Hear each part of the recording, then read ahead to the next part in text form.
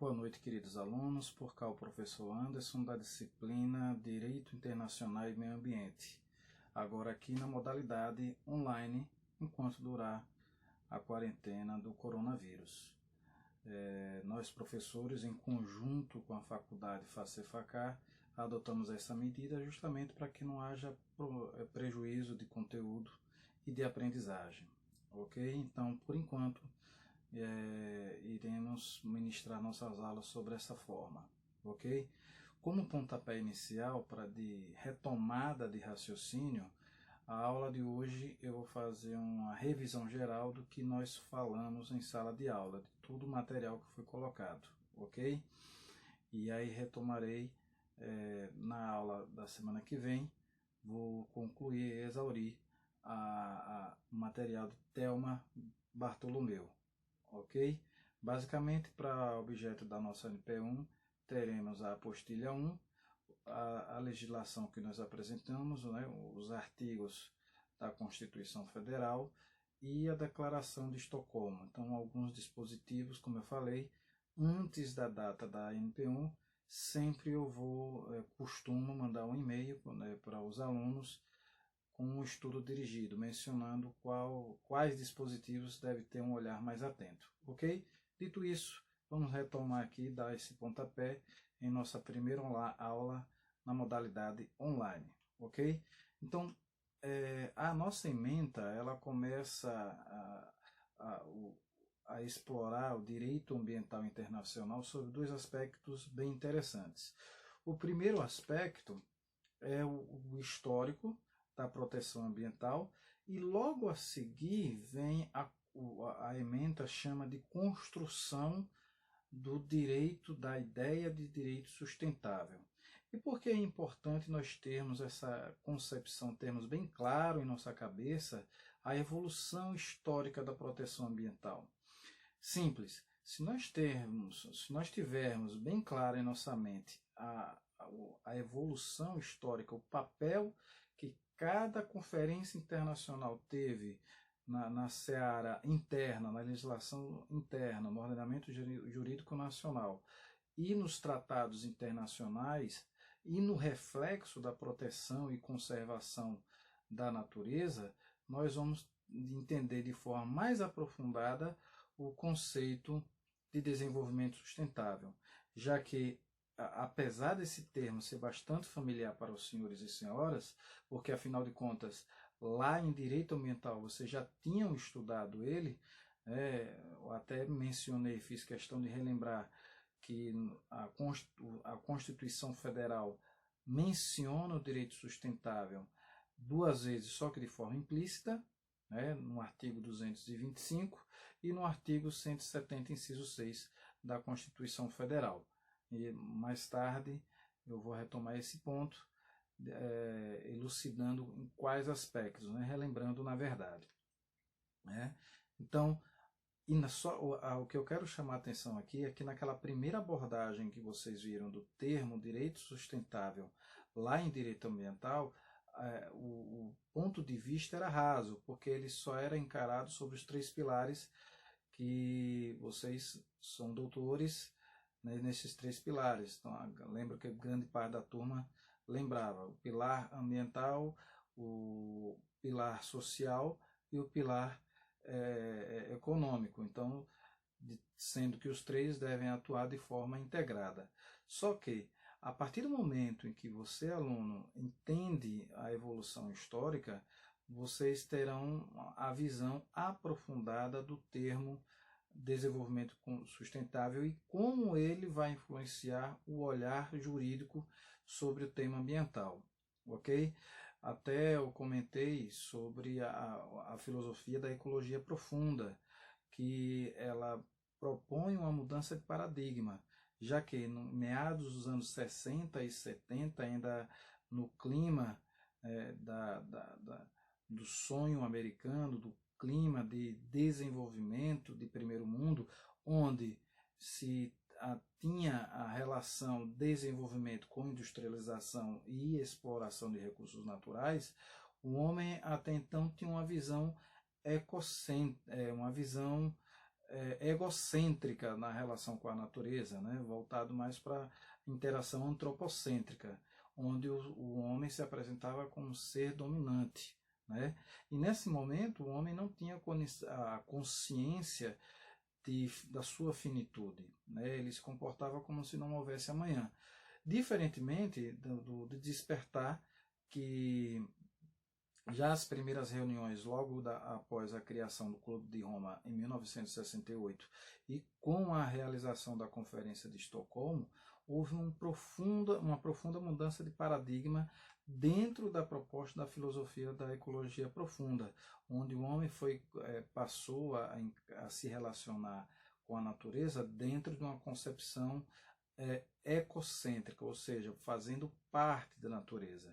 E em face disso, ele começou a adotar algumas medidas, né, de controle, aos poucos passou a deixar de explorar os recursos naturais de forma irresponsável. Um caminho lento que começou, o marco zero foi lá na Conferência de Estocolmo, mas que foi aperfeiçoada, foi uma ideia que foi evoluindo e ainda está evoluindo ao longo dos tempos, ok? Outro ponto que eu fiz questão de destacar, e eu coloquei na apostila dos senhores e senhoras, é que a importância de nós sabermos, né, a nossa disciplina é Direito Internacional e Meio Ambiente. É nós entendermos a peculiaridade de cada documento internacional, de cada documento que materialize a proteção ambiental, né? Então, eu comentei o significado de conferência, que é uma reunião oficial. No caso da Conferência de Estocolmo, foi a primeira vez em que houve uma reunião volumosa de chefes de estados. Foram cerca de 114 países que se reuniram em Estocolmo para debater exclusivamente sobre o tema, ou prioritariamente o tema ambiental. Lógico que, como era algo novo, houve pouca evolução, como apontam alguns doutrinadores. Mas apesar de ter alguns doutrinadores apontarem que tenha sido pouca contribuição, ela não deixou de ser significativa. Por quê? Primeiro, em relação ao que eu falei há pouco, a mudança de paradigma, né?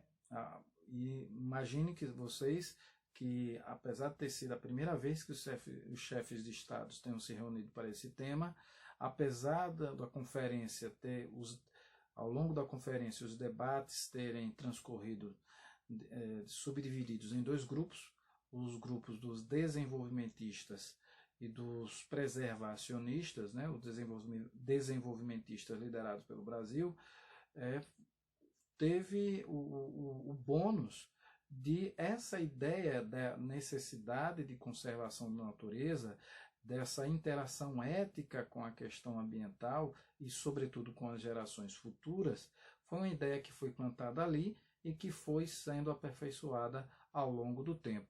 Tanto é que, daqui a pouco eu vou reforçar sobre isso, um ano depois, Maurice Strong e Ignasi Sachs publica um relatório, e nesse relatório trazem à baila pela primeira vez o termo ecodesenvolvimento. Termo esse que a doutrina encara como embrionário do termo desenvolvimento sustentável, que não nasceu, lembrem disso, eu já falei sobre isso e aproveito aqui para reforçar, não nasceu do relatório Brundtland em 1987. O termo do direito sustentável foi aperfeiçoado, sobretudo dimensionada a sua popularização em 1987, mas ele não surgiu no relatório Brundtland. Ele surgiu em meados de 1986 com um relatório A Estratégia Global da Conservação. Já já eu falo sobre isso. Então, olha, devemos ter no campo do direito internacional, como bem fomenta o texto de Thelma Bartolomeu, ela coloca as nuances de cada documento internacional. Então, a conferência é uma reunião oficial, a declaração, né, a Conferência de Estocolmo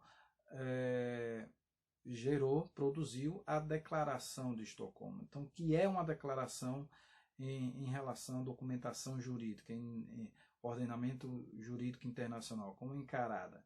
A declaração é um ato diplomático, simbólico.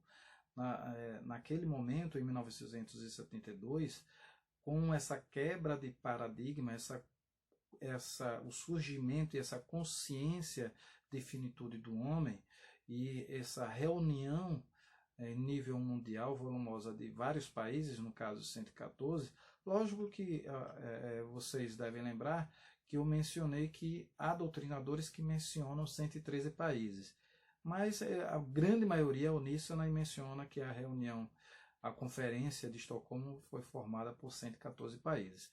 Então vamos pela maioria, vamos fechar em 114 países. Então, finalizada a Conferência de Estocolmo, alguns pontos trazidos à baila, algumas metas sendo pactuadas multilateralmente, ainda naquele momento, entendam, era algo novo, né? Optou-se por um documento chamado declaração, que é um ato diplomático, um ato simbólico para marcar ali as intenções, um protocolo de intenções do que viria a seguir, ok? Então, é um documento informal, um caráter um tanto quanto simbólico, nem por isso deixa de ter sua importância histórica, ok? Contudo, temos a outra documentação que Thelma Bartolomeu menciona, que é o tratado. O tratado, ele é um acordo positivado, escrito, né?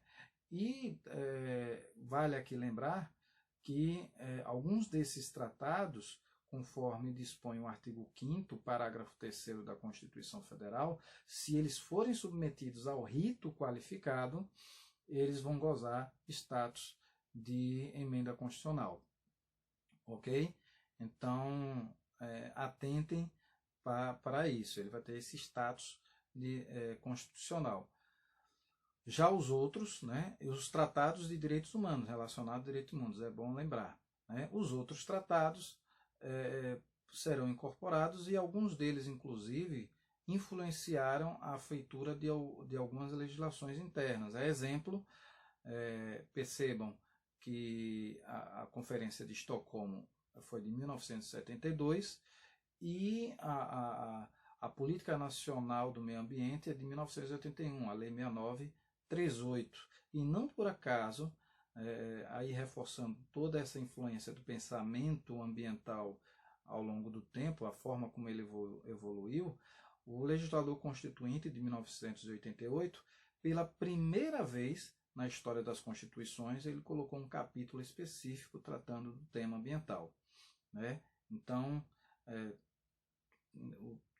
todos esses tratados, todas essas conferências, quer se tenham gerado declarações, cartas ou um tratado propriamente dito, de alguma forma acabaram influenciando não só a proteção internacional no nível global, como também no nível interno. Ok?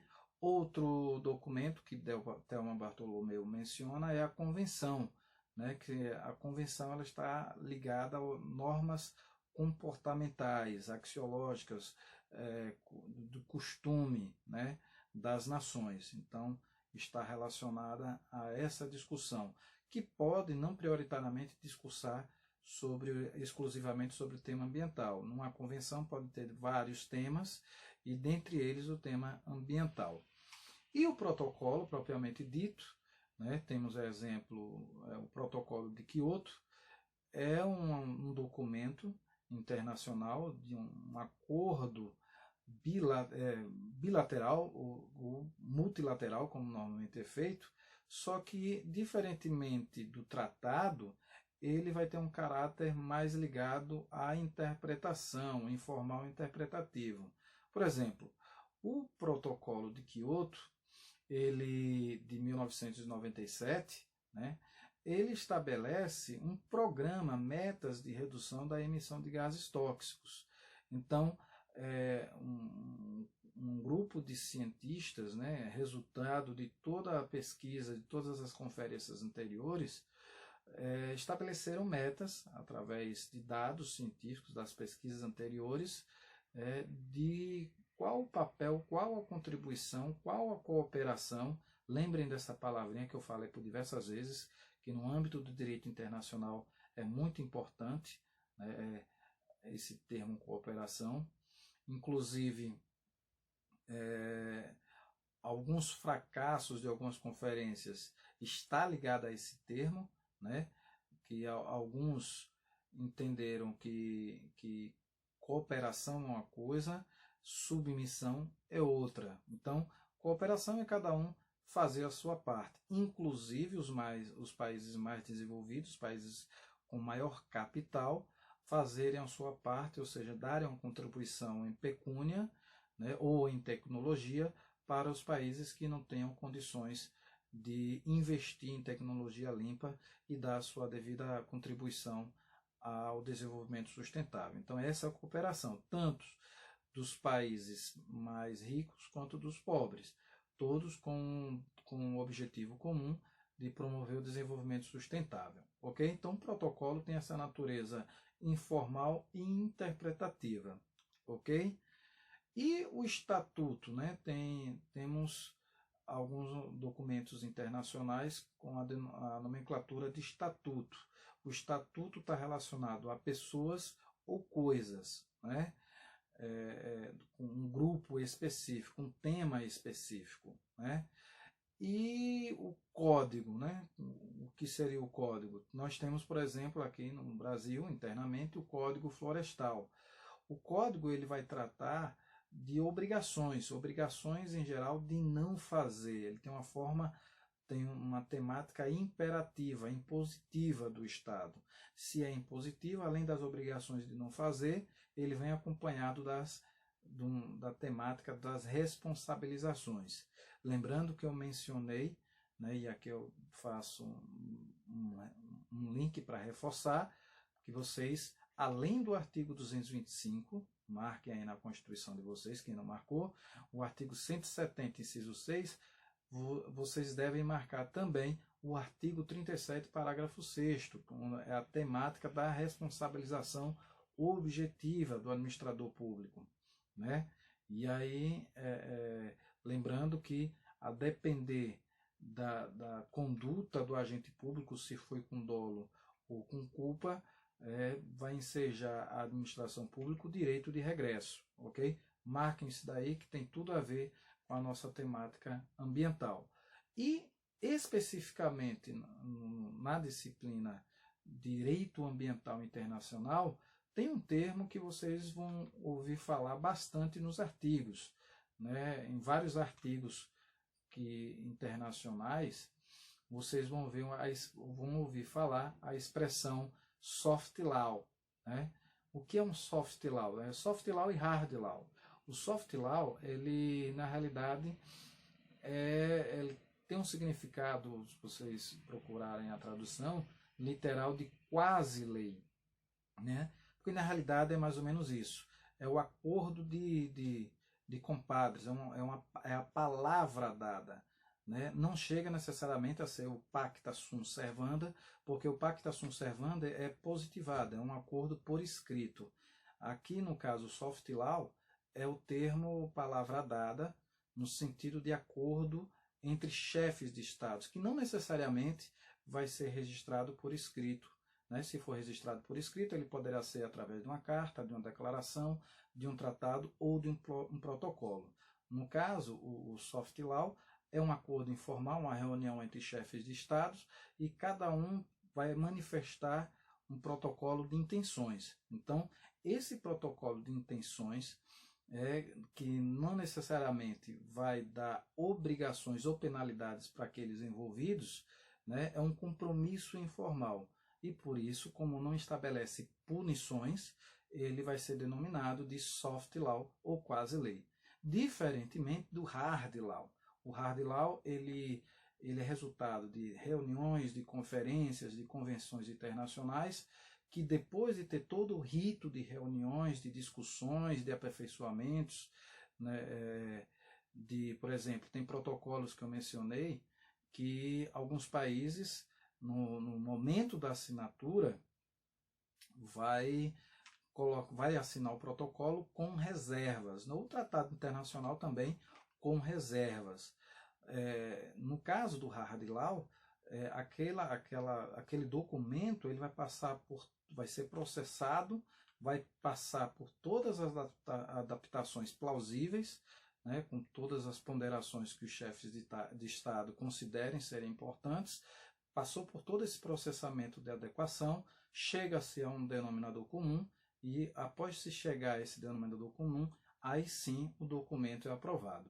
Uma vez aprovado, esse documento, que inclusive pode nascer com status de soft law, uma vez finalizado, né, esse processamento informal, finalizou, foi aprovado, foi assinado, ele vai ganhar o status do que nós chamamos hard law, ok?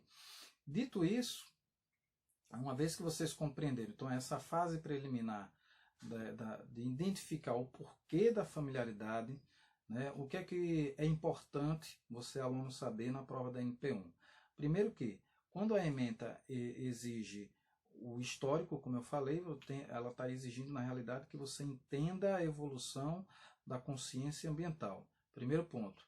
Segundo, quando temos o termo desenvolvimento sustentável, que vocês já viram sobre isso, vocês devem entender a familiaridade, né? O porquê dessa familiaridade. Essa familiaridade, como eu falei, ela advém do pressuposto constitucional. Lembrem que o artigo 225, o legislador constituinte, no artigo 225, ele colocou que o meio ambiente todos, né, todos os cidadãos brasileiros, e aí incluindo, fazendo um link do que ele fala logo lá no finalzinho, os cidadãos do presente e os cidadãos do futuro têm direito a um meio ambiente equilibrado. E não satisfeito, ele reforçou esse termo meio ambiente equilibrado com a essencial qualidade de vida. Lembre que eu mencionei, e aqui eu repito, que muitos doutrinadores, a exemplo de José Afonso Silva, Pedro Lenza e Natália Masson, reforçam que o legislador constituinte, quando falou essencial qualidade de vida, implicitamente estava se referindo ao mínimo existencial. E onde é que eu vou encontrar esse mínimo existencial? O mínimo existencial, o legislador constituinte, ele traz o rol lá no caput do artigo 5º da Constituição. Ele coloca que todos os brasileiros, inclusive estrangeiros residentes no país, têm direito à saúde, a lazer, a trabalho, a educação e etc. Então, esse é o mínimo existencial. Então, perceba que esse mínimo existencial ele é condicionado, ele está intimamente ligado ao meio ambiente equilibrado, mas não equilibrado de qualquer forma. Não basta estar equilibrado, por exemplo, num bairro, né, o meio ambiente, a energia limpa preponderar num bairro de ricos, se por hora na periferia os pobres estejam morando, coabitando e se alimentando em condições precárias. Então, o desenvolvimento sustentável ele tem que acontecer de forma equinânime, de forma a alcançar a todos, independente de classe social, ok? Esse é o principal ponto. E lá no artigo 170, reforçando aí essa temática, o legislador colocou, olha, no artigo 170, inciso 6, ele permitiu que os mecanismos de controle fossem proporcionais, né? E aí enquadrando a livre iniciativa. Logicamente, nós não podemos exigir que uma microempresa, eu até citei o exemplo, numa cooperativa de pescadores que esteja ali fazendo uso dos recursos hídricos, nós cobrarmos que essa cooperativa tenha o mesmo nível de controle, né, do que uma grande indústria. Então, o legislador constituinte ele permitiu uma proporcionalidade nesse controle ambiental, uma proporcionalidade, mas visando aí o desenvolvimento sustentável, ok?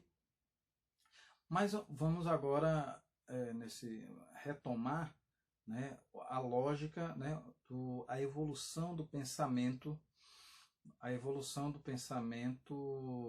desenvolvimento sustentável dentro do histórico da proteção ambiental. Então, na apostila, a apostila que vocês receberam, estou falando da apostila, não dos textos, né? Os textos eu vou trabalhando, vou passar outros vídeos aí falando de cada texto, né, que eu mandei para vocês. Né? Marquem os dispositivos legais que eu já mencionei ao longo das aulas e que vou reforçar através daqui, ok? Isso aqui é para vocês, cada vídeo desse vai estar numerado, Direito Internacional Ambiental, aula 1, justamente para vocês terem uma cronologia e não terem dificuldade aí na hora que forem assistir e até fazer a revisão para a hora da prova. Então, vai seguir uma ordem cronológica, tranquilo? Então, qual a evolução histórica da proteção ambiental? Né? A apostila ela fala de diversos, mas é importante vocês marcarem, né? O marco inicial, como eu falei, é justamente a Conferência de Estocolmo, em 1972. Né? 1972. A apostila menciona rapidamente que o Clube de Roma ele se formou, foi formado em 1968. E qual a importância do Clube de Roma? O Clube de Roma, a grande importância dele é que ele reuniu diversos cientistas, né? Foi uma equipe multidisciplinar, reuniu economistas, advogados, químicos, físicos e etc., para analisar a questão ambiental. Né? Então eles produziam e até hoje produzem, por exemplo, o ex-presidente Fernando Henrique, ele faz parte do Clube de Roma. Eles produzem relatórios e prognósticos para o futuro. Né? E num desses prognósticos temos o relatório Limite do Crescimento, né? Baseado, né, no livro de Thomas Malthus, né, que fazia uma projeção bem realista de que se o homem permanecesse explorando os recursos naturais não renováveis como vinha fazendo até então, os recursos naturais iriam entrar em escassez por volta do ano 2100. E isso aconteceria o que Fernando Almeida aponta lá no primeiro artigo, no texto 1 que eu passei para vocês, o caso trágico da Ilha de Páscoa. Ok? Mas vamos lá, a evolução histórica. Então, o primeiro ponto é a Conferência de Estocolmo, em 1972, e como eu falei, apesar dela ter sido conturbada, né, o debate dividido entre dois grupos, como eu falei há pouco, ela fomentou a consciência ambiental, né, sobretudo na comunidade científica. Tanto que cerca de um ano depois, Maurice Strong e Ignacy Sachs produziram um relatório e trouxeram à baila pela primeira vez o termo ecodesenvolvimento, fazendo uma correlação entre a ecologia e o desenvolvimento econômico responsável. Né? Então, aí já foi um fruto muito significante da Declaração de Estocolmo, da Conferência de Estocolmo de 1972.